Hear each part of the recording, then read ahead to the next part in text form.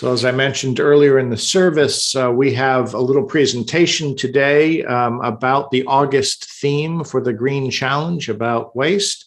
I'm going to stop screen sharing here and turn things over to Sandra Wong. It is my pleasure to introduce Chef Alison Mountford, who is the founder and CEO of Ends and Stems, a meal planning service designed to reduce household food waste and stop the effects of climate change. Alison's 18 years of professional chef and entrepreneurial experience helped her design a solution to help eliminate both weeknight dinner stress and food waste in one step. Alison has appeared on podcasts, TV and radio shows, in magazines and industry panels. During COVID, she did dozens of less waste talks and webinars, cooking classes, and more. While building Ends and Stems, she also works as a food waste consultant and public speaker. Thank you, Sandra. Hi, everybody. Thank you so much for having me here today. I got to catch a little bit of the service and it was wonderful, especially the singing. Beautiful. So I'm so happy to be here, and I know we're going to do a little bit of a Q&A afterwards. I do have my chat open, so I'm going to focus on what I'm talking about, but if you want to send me any questions, please pop them in there, and I'll definitely go in the breakout room afterwards. I love rapid fire, whatever's on your mind questions, so don't hold back. Please send them in my direction. So as Sandra said in my intro, I have been a personal chef, a private chef. I had a large catering company and a cafe in Russian Hill in San Francisco for a long time. So I have cooked for a lot of people. And sort of like what Melissa was saying in her talk, which was wonderful, as a food business, one that was bootstrapped and basically had only as much money to spend as I earned from selling food, that was where my introduction to reducing food waste came from. My business wouldn't have lasted very long if I was buying too much food and then not turning it into a product to sell. So as the years went by, I started learning more and more about the environmental impacts of food. And my first passion really was feeding people, feeding busy people who, needed to get dinner on the table at the end of the night, but it's just so hard. I mean, it's still really hard, right?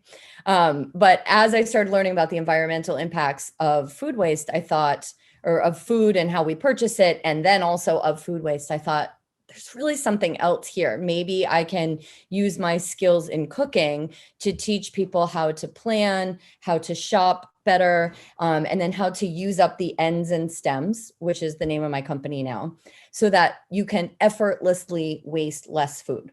What I have seen in talking to thousands of people over the last few years about food waste is that we don't like it. I have yet to meet somebody who says they feel really great when they take an edible tomato and just throw it in the trash can. It is against our instincts. I think people do not like to waste food. But what happens is that time really is the biggest challenge. It's really hard to have your busy day, whatever you're doing all day, whoever you might be taking care of, or whatever, work or career or life commitments you have. And then at the end of the day, to actually cook and use up all of that food that you thought you would buy. So my goal is to help people find really easy ways and sort of reframe their mindset about food and why, when you bring it into your house, it's so important to eat. So I'll give you some of my best tips on reducing food waste. But first, I just want to go back and again, add to what Melissa was saying about composting and how important that is, but also to explain why for a second. So very roughly, when you put food into a landfill, it decomposes without oxygen, just because of the way things get heaped on top of it and all the other stuff that's going into the landfill. And in that process, it releases methane, which is one of the greenhouse gases. And it's really, really potent and powerful. It's something like 300 times more powerful than carbon dioxide in terms of driving climate change and global warming.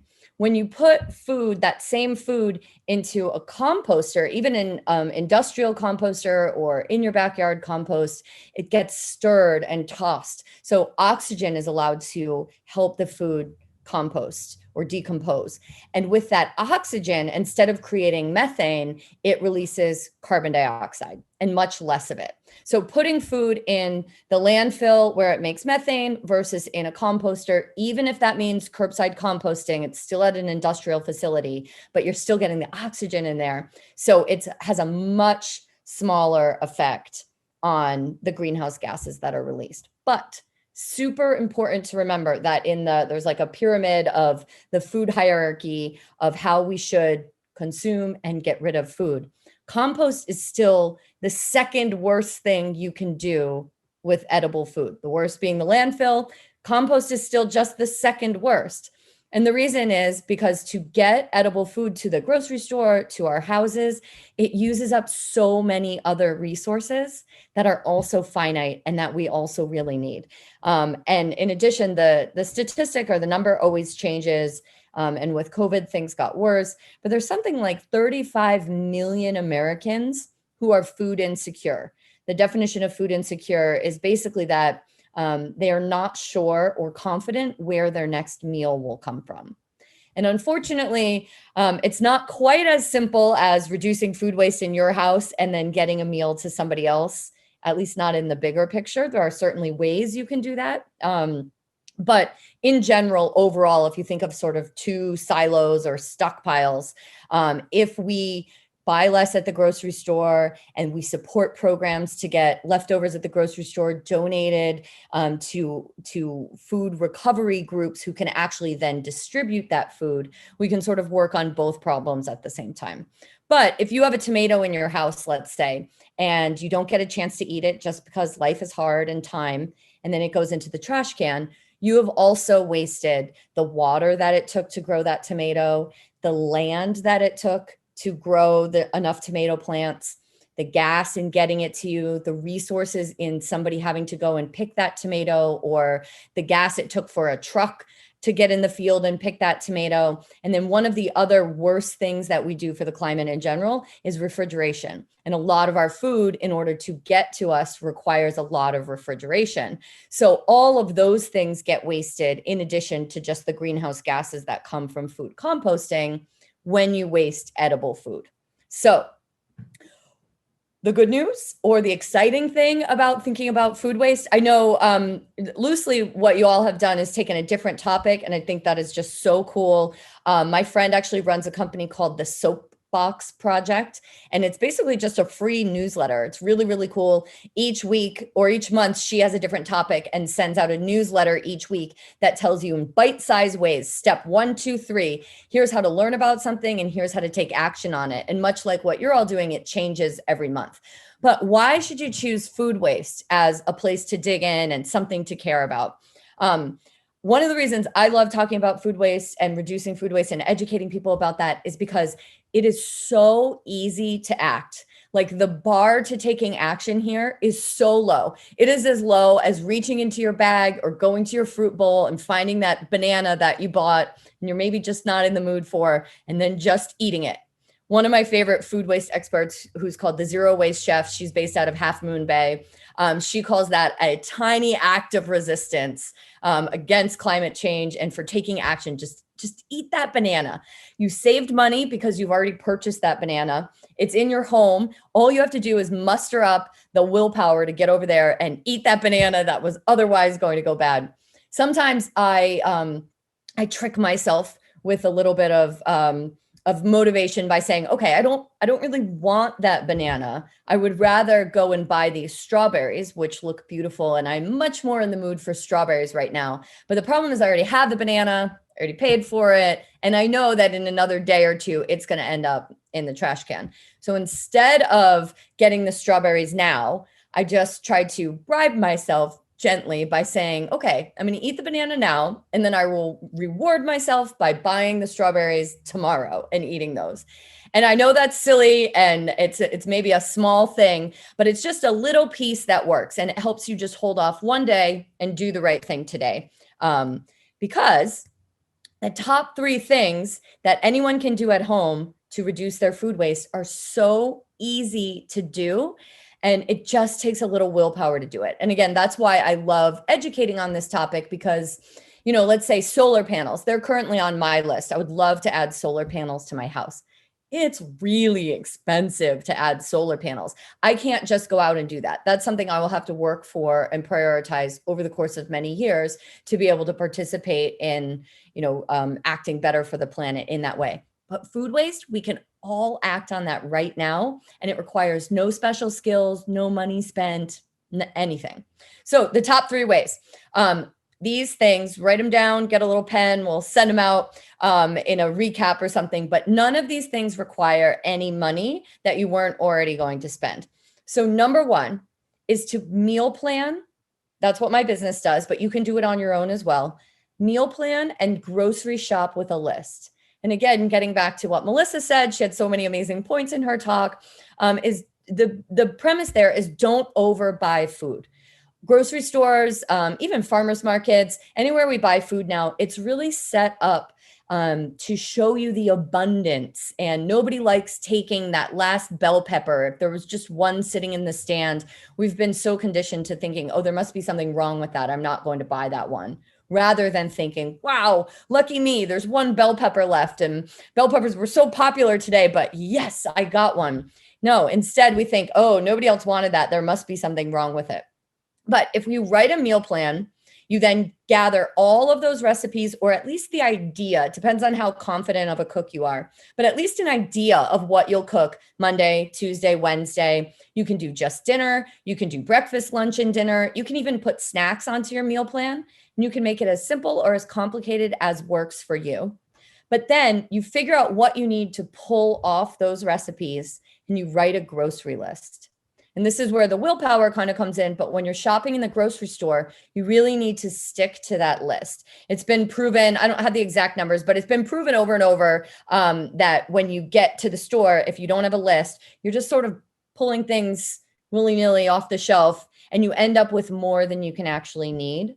But when you write a meal plan before you get to the store, you can really limit that.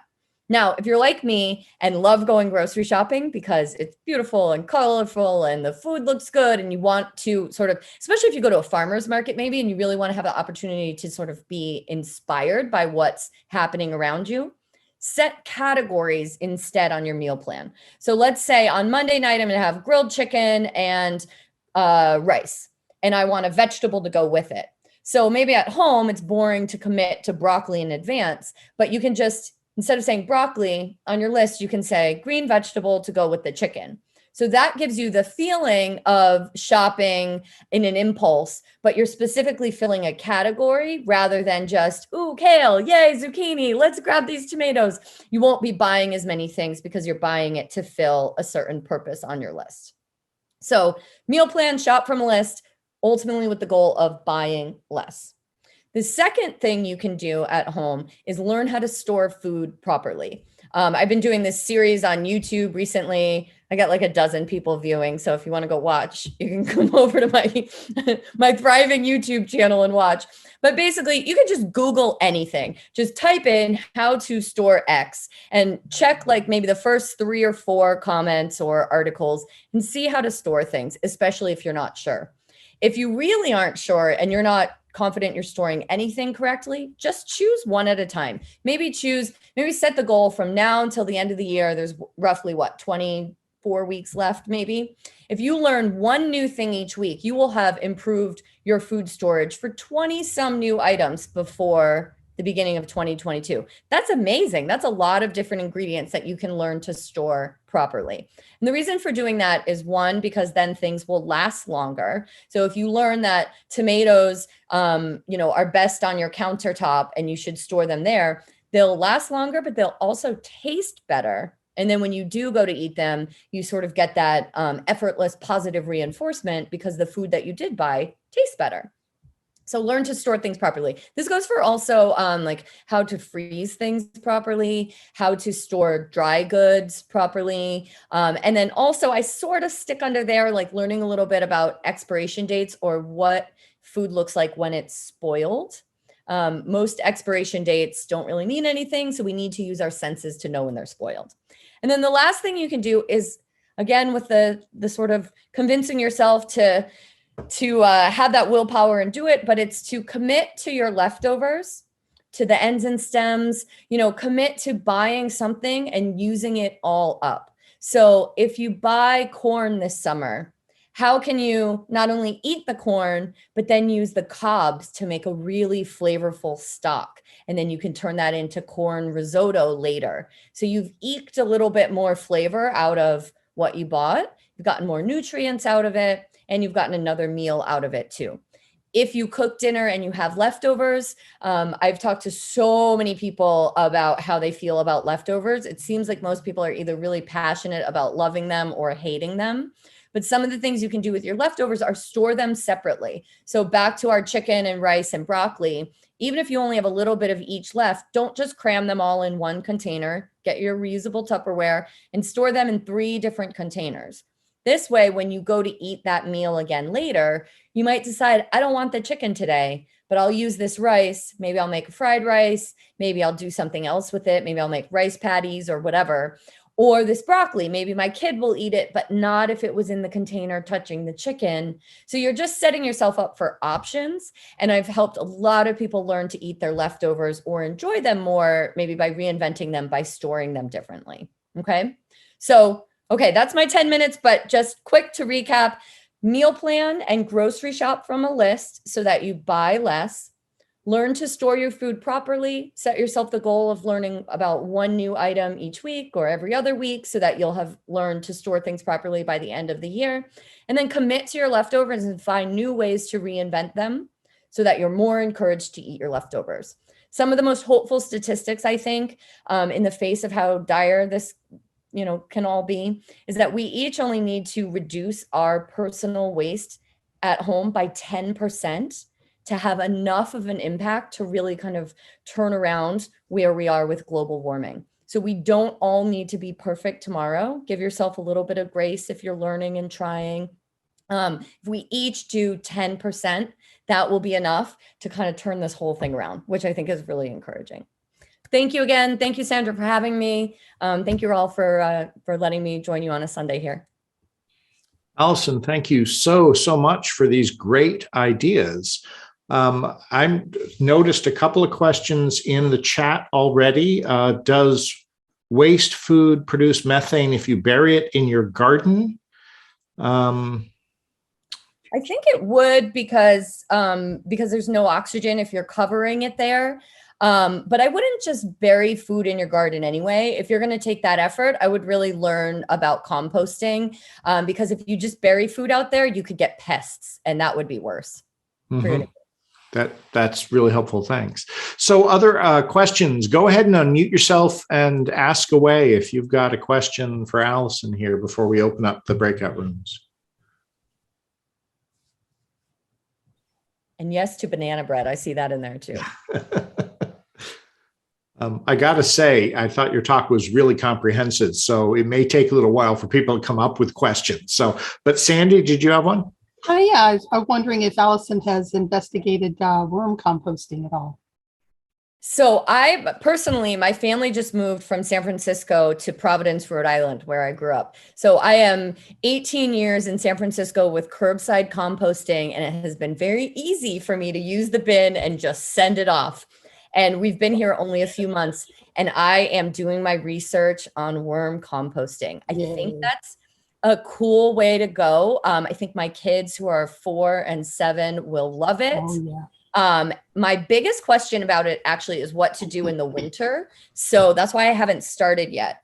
So I am not an expert on doing it by any means, but I do think that's what we're going to be doing here. Yeah. Right now, what I've been doing up till this point is you can actually have it picked up. So we have locations where you can put all your compost in a bucket and go drop it off. So it's not as convenient as curbside, but I'm looking forward to actually trying it on my own. And I think we'll just all enjoy the process too.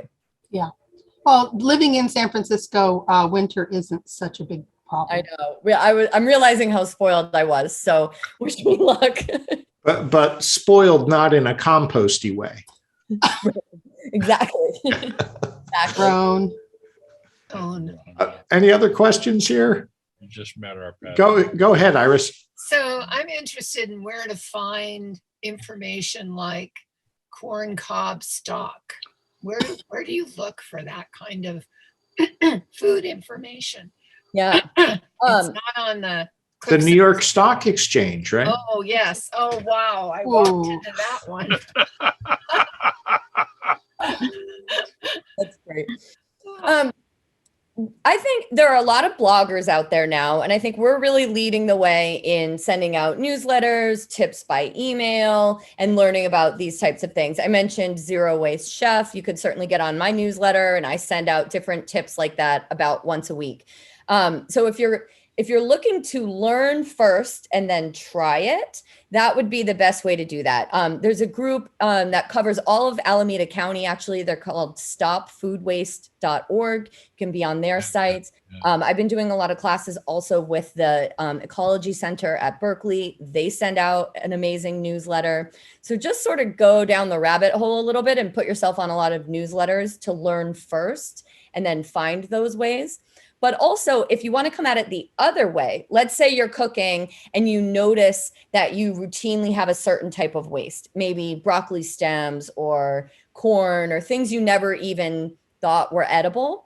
Honestly, Google. It's silly, but just type it in and say, can I use corn stalk or corn cobs to make something?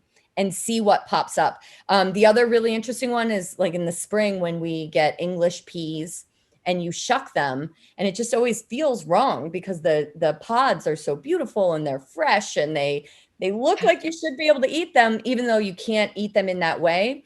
Type that in and see what pops up. You'll see you can steep them in cream and, you know, make stews with it from there. You can make desserts with it. And there's lots of kind of cool things you could do. You can make like a savory bread pudding using a pea shoot steeped cream in it. And so there are lots of interesting things that would come up that way. Okay. Good. Thank you. And make sure you share with me. I love food waste, no food waste success stories too. So I've been growing chard, and I usually chop the chard stems in with the leaves, but every once in a while I get more stem than I have appetite. So I've been freezing it, and I'm thinking I'm going to throw it into a stock pot. Yep. Okay. Yeah, you definitely can. I love chard stems too because they're chard's related to beets. I actually think they're the best stems. I try to do it with kale stems, but they just get kind of tough to eat after a while. But chard does have a really nice taste to it. You could even try to make a soup and, you know, kind of puree it and maybe add a zucchini and some onion or something in there to give it a little more flavor, but you'll get a nice body of soup. Almost like if you have red chard, you know, it's related to red beets. So think sort of like a borscht in there, like a pureed red soup.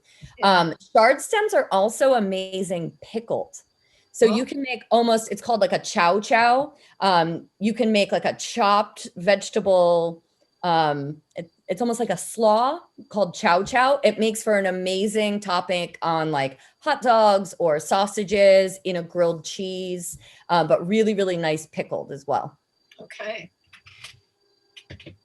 Chef Allison, I was wondering, do you have any suggestions in terms of like food safety? So my concern is recently I had some eggs that were kind of old, and I know there's a test you can do to see if they float up and which ones are the safer ones to eat. If they are sink, then you're not supposed to eat them. But is there any, so I think I waste food because sometimes I'm not sure, is that safe to eat? Or do you have any good websites or resources for that part of it? That's an amazing question, super common question. And in our homes, one of the biggest reasons that food goes to waste is because we're concerned it's not safe. And that's, I mean, that seems really obvious why, right? You don't want to take a risk, you know, with your health. My favorite one is probably from the NRDC, the Save the Food campaign. I think it's just Save the Food, either .com or .org, but NRDC, the National Resource Defense Council, they have so many infographics and charts, and they talk a lot about expiration dates and how to learn if food is safe or not. I think that's probably the most professional and comprehensive place to look that up. In general, like from the health department, when you have a restaurant or something like that, anything cooked is good for about 7 days. So and then the other most important thing to watch out for is anything that was left in the danger zone. So anything that should be refrigerated needs to stay between like 39 degrees and 130, which is when it's hot and you eat it. So basically that means anything that has been left out of your refrigerator is potentially the most dangerous. And those would be really the things that I would throw away rather than take your chance in eating. Anything that's a whole ingredient, like, you know, bread or an egg or cheese or something like that, it's less likely. I mean, this is very overarching, but it's less likely to have anything on it that will make you sick. Like something like salmonella doesn't just appear on chicken when it's stayed in your refrigerator. But if you leave chicken out and you've accidentally left raw chicken out for 7 hours, that's when I'd be really worried about it. But if it's just been in your fridge for 11 days and you're like, oh, I don't know, if you cook it, there's nothing growing on it, it doesn't smell, and then you cook it to the appropriate temperature, that's a much safer way to go than risking with anything that has been left at the incorrect temperature. So just in general, but also you can start to learn to use your senses. Anything that has bubbles that shouldn't, things that are discolored, anything obviously fuzzy growing on it. And then again, I would just go back to the internet and double check, make sure, like good internet researching, you want to find at least 2 sources that say kind of the same thing. So my bread has, you know, green mold growing on it. Should I eat it? Should I not? See what a couple people are saying. And it'll be easier to go to each individual food item that you have a question about rather than try to learn overall general rules. Because let's say Parmesan, you know, a hard cheese, let's say that has a little green growing on it. You can slice it off and keep eating it. Something like brie, which is really, really soft, when that has mold growing on it, you probably just want to get rid of it. So there's no hard and fast rule about every single thing. It's just using your senses before you eat it to make sure you check it out and then just look up some resources for specifically that item that you're talking about. Allison, I have a question for you. I live in a house with 6 people. We are constantly having leftovers. How do you figure out what's a good amount to cook? That's a great question too. So part of meal planning, when I, you know, go through my whole process of what's meal planning, it actually starts not with what do I feel like having, but it starts with what's happening on the calendar this week, who's going to be joining me, what my day looked like up until that point. So let's say I know my husband works late one night as a math tutor. It's just going to be me and the kids. So for that night, I would plan something easy because I know they're going to be around, and also to cook a little bit less so that I don't have leftovers. If I know I'm having guests for dinner, obviously I cook a little bit more. Or if I know that something is, you know, one of my favorites left over, let's say a soup or lasagna or something that I know we love left over, then I might scale it up a little bit. So you start kind of with those factors. And then as you get better or more confident at cooking, and find recipe sources that you know you can trust, you can just look at their serving size to start. But this is why, like when you find a new recipe, some of the ones like on all recipes or just that you find in the internet can be a little bit shady because you don't know how they portion it or how many you're going to get. So if you find a recipe creator that you like I love Smitten Kitchen. I think she does really beautiful recipes and I cook a lot of her recipes.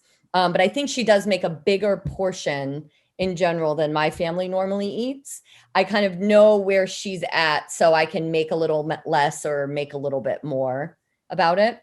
But the biggest thing really is if you have 6 people and you're not sure who's showing up to the table, that's when it can get really, really tricky. So I think you just kind of start to reset expectations, talk with them. Are you going to be here? Like we're making dinner, or you really make sure you know who's going to show up. And then, you can also like look at what you're making and figure, will this hold well? You know, does it not? Is it something I don't love leftover? Like I don't really like leftover shrimp. So let's say I was going to make shrimp skewers. Maybe I'll scale down and then increase my vegetable or side dish portion because I know those will be a little bit better left over the next day. Another part is you can just kind of like keep a food journal. I keep it in the notes section of my phone, and I'll just make notes about, especially if I had way too much or way too little. I used to do this a lot as a caterer, so I think I do it sort of inherently now. But you can even just keep track at home to say, you know, this recipe called for 1.5 pounds of that. And at the end, we really had too many leftovers. So just the act of writing it down, even if you're not, you know, so disciplined about returning back to it. But I do think just the act of writing it down and noticing where you had too much or too little will help you be better next time. Okay. And sometimes that's the best we can do, is just learn better and be better next time. Okay, thank you. Well, I have to go get my son to his friend's house here, but I love the questions, and thanks everybody for being so involved and engaged. And it just, honestly, it makes me so hopeful to see so many people that really care and, you know, want to talk about ideas and ask questions. And I think it's great. So thank you so much for having me.